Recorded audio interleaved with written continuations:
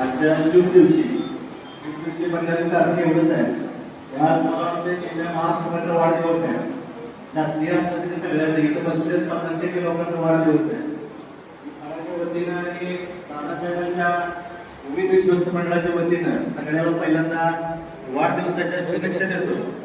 आणि तसं बघायला गेलं तर फळाचं आणि सेवेचं हे नातं आमच्या पिढ्यानपिढ्या चालत आलंय. आमची 3री पिढी आज दादासाहेबांचं काम करते. वडदेगावविषयी दादासाहेबांना मला वाटतं नेहमी जिव्हाळा होता. मला काही एवढं बसनी मंडळाचं फारसं माहीत नाही, पण मी फक्त एवढंच सांगतो की दोंडोपंत दादासाहेबांचा फड हे कुटुंब आहे. आणि या कुटुंबाचे प्रमुख म्हणून दादासाहेबांनी जी जबाबदारी आमच्या आप्पासाहेबांवर सोपवलेली आहे ती निश्चितपणे पूर्ण करतील एवढी अपेक्षा या ठिकाणी या विश्वस्त मंडळ आणि सगळ्यांच्या वतीने मी व्यक्त करतो. तसं बघायला गेलं तर दादासाहेबांनी अतिशय कठीण परिश्रमातनं कठीण काळातनं मोठी गाव सोडून स्वतःचं घरदार जमीन सोडून या ठिकाणी फड स्थापन केला. करताना अन्नदान हे श्रेष्ठ दान हे त्यांचं पहिलं वाक्य होतं. प्रसंगी त्यांनी घरातली पितळेची भांडी विकली, वाडा घाण ठेवला, पण वारकऱ्याची पंगत आणि अन्नदान कधीच बंद पडू दिलं नाही.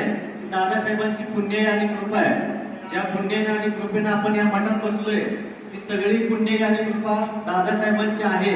त्यामुळं त्या कृपेला आणि पुण्याला तडा जाईल असं वर्तन किंवा अशी कुठलीही कृती या विश्वस्त मंडळाकडून अध्यक्ष आणि या सगळ्या संस्थेकडून होणार नाही एवढी मी या दादासाहेबांची आशा व्यक्त करतो. आणि परत एकदा या सगळ्यांना शुभेच्छा देऊ माझे या ठिकाणी मनोगत आणि विचार थांबवतो.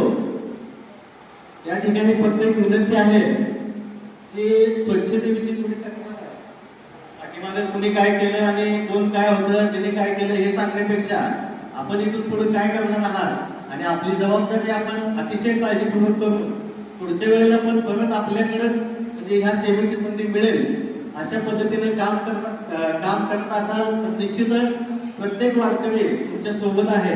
वारकऱ्याचे एक मन आहे बघा, विष्णुमय जग वैष्णवांचा धर्म भेदाभेद क्रम अमंगळ. इथे माझ्या पाठीला आहे किंवा माझ्या गावचा राजकारणाचा विषय आहे हे सगळं आपण बाजूला ठेवू. सगळेजण वारकरी आहेत आणि सगळे आपण एकच आहोत या भावनेनं या सेवेनं आपण काम करावं अशी मी दादासाहेबांची प्रार्थना करतो.